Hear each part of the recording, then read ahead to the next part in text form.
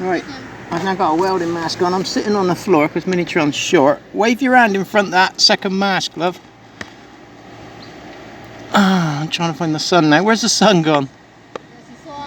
Wave your hand in front of the mask, love. That's it. So she's got to wave her hand in front of the mask because the battery's knackered on the second mask. Keep going, love. I'm sat on the floor because otherwise she'd never reach. And I'm trying to film the partial eclipse of the sun here. Because I'm mad like that. So it might be of interest to anyone who's into astronomy. But anyone who's into the flat earth, it's pretty going to confuse you, isn't it, eh? Because you don't understand it, so it's obviously fake. Yes. Well, that's my act of madness for the morning. I think I'll go and have a cup of coffee now. And I'll catch up with you lot on the next one. Cheerio now.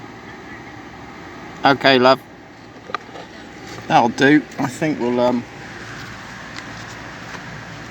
call that a wrap now.